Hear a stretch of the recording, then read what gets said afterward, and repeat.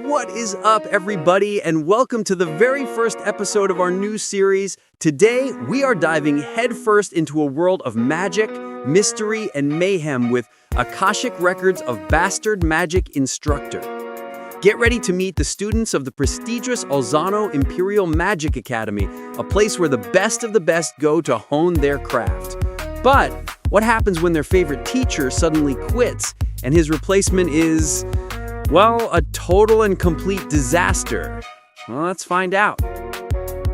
We open on a seriously grim note. A young man covered in blood stands amidst chaos, haunted by what he's done. Fast forward a year, and we meet our protagonist, GlennRadars, who has embraced the life of a full-time bum. His peaceful, neat existence is shattered by the arrival of a stunning and immensely powerful mage, Celica Arphonia, who informs him it's time to get a job. With that, we dive headfirst into Lecture 1. The title page sets the scene, showing our main trio, the lazy teacher, the diligent student, and the kind-hearted friend.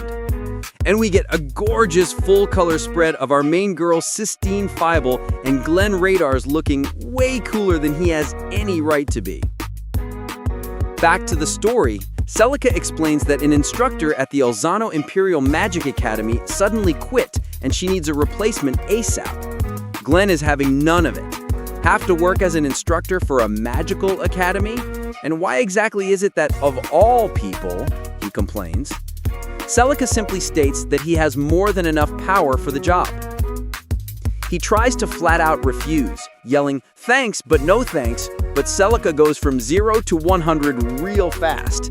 "Look, I am so sick and tired of you being pathetic," she screams, threatening to kick him out if he doesn't take the job. She reminds him that she's the one bankrolling his entire shut-in lifestyle, and Glenn looks like he's about to have a heart attack. He makes one last desperate plea, clenching his fists and declaring his burning hatred for magic. "I detest it so much I don't even want to hear about it," he whines, saying he'd rather die in a ditch than teach. Celica decides she's had enough talking. She begins the incantation for Extinction Ray, a spell that could probably turn the entire city block into a crater. Glenn, recognizing the spell, panics and immediately accepts the job, screaming, "Whoa, wait!" before she can finish. Now, let's set the scene properly. We're introduced to the concept of mages, truth seekers who can perform miracles through the art of magic. And here we meet our star student, Sistine Fibel. We see her arriving in the bustling academic city of Fegite, her eyes set on the floating fortress in the sky.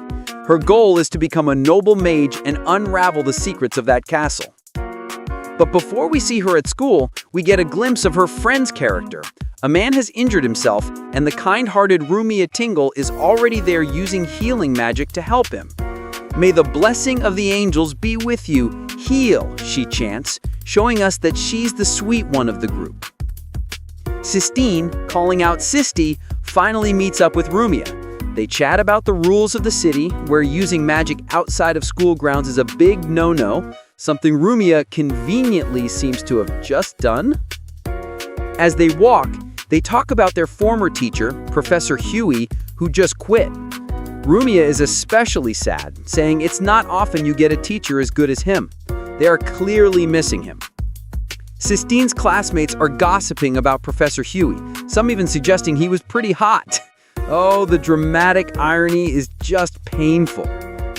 Their conversation is rudely interrupted by a guy with toast in his mouth sprinting down the street, screaming, "Out of my way, brats!" and running headfirst into them.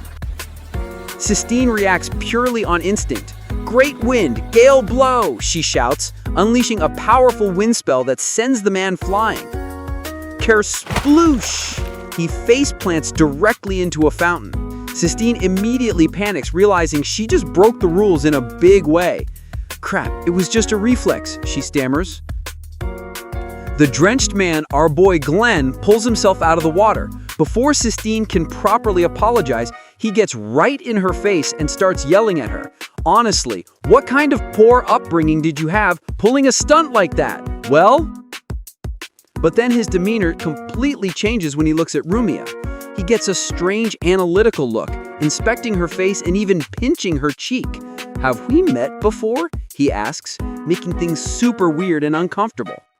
Sistine has had enough of this creep. "What the hell are you doing?" she screams and delivers a devastating body slam. Wham! She tells Rumia they're taking this guy straight to security. As they drag him off, Glenn checks his watch, realizing it's way past the time it should be.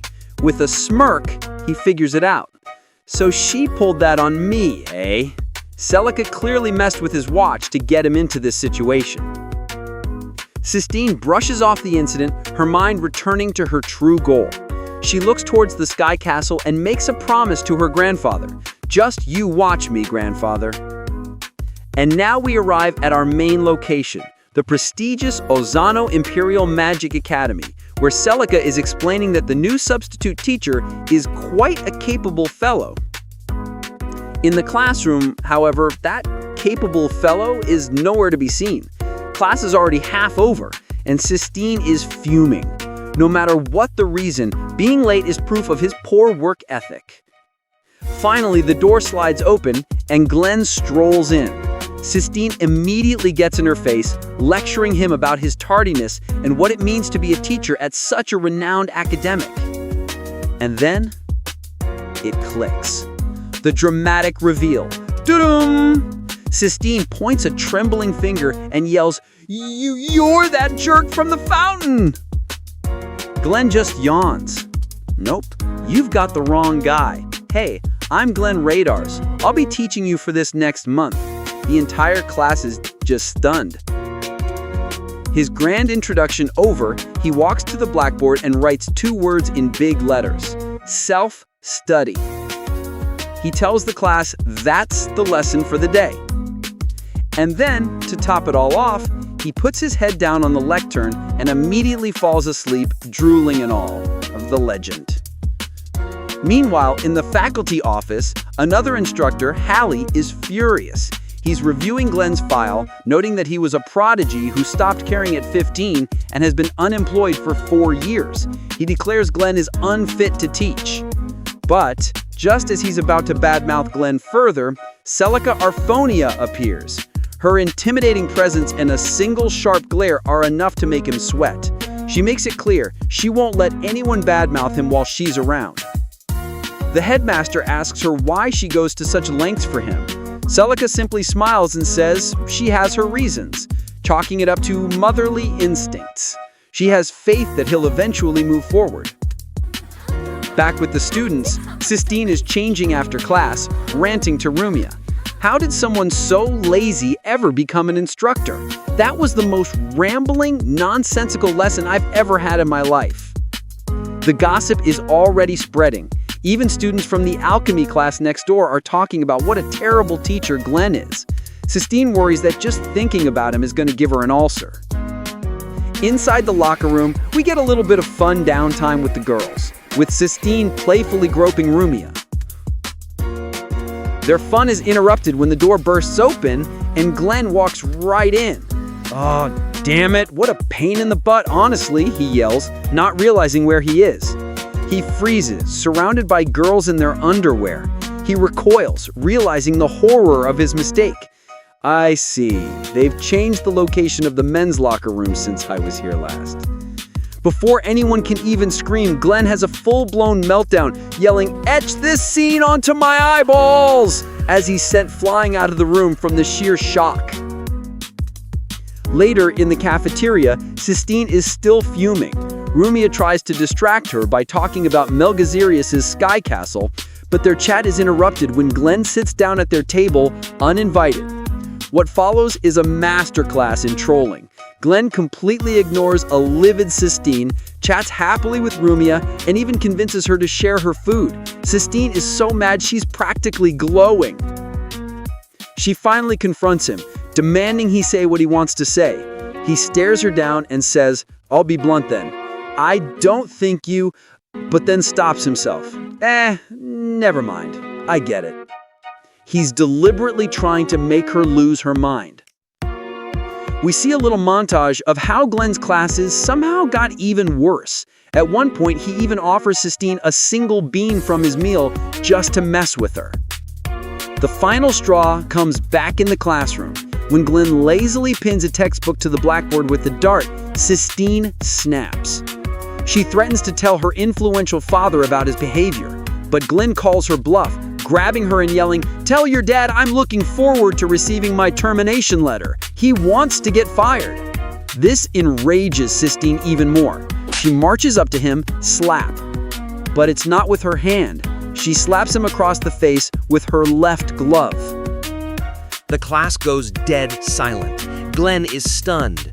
Sistine explains the tradition. To mages, the left hand is closest to the heart.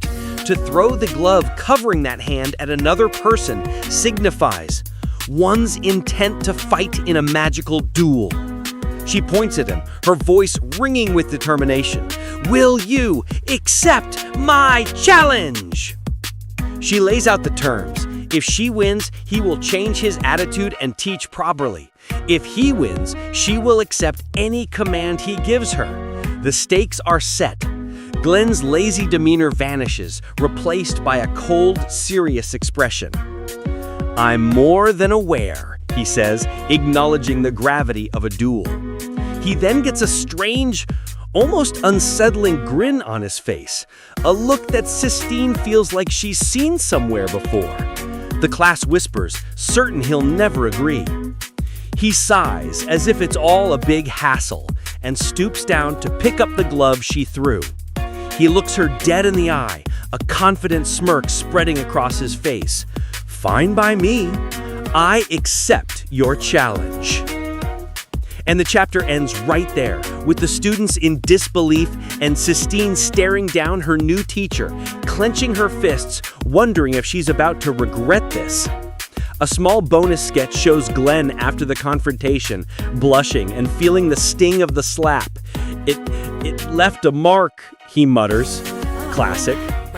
And that is where we're leaving it for today. What a premiere! We've met our main characters, established that our new hero is the laziest, most infuriating teacher in the history of education, and now he's been challenged to a magical duel by his star student on the very first day. Will Sistine's by-the-book magic be enough to teach this bum a lesson? Or does this bastard magic instructor have a hidden ace up his sleeve? We'll find out in the next chapter. If you enjoyed this introduction, make sure you obliterate that like button, subscribe to the channel so you don't miss the duel, and let me know in the comments who you're rooting for, the dedicated student or the lazy professor. Thanks for watching, and I'll see you all next time.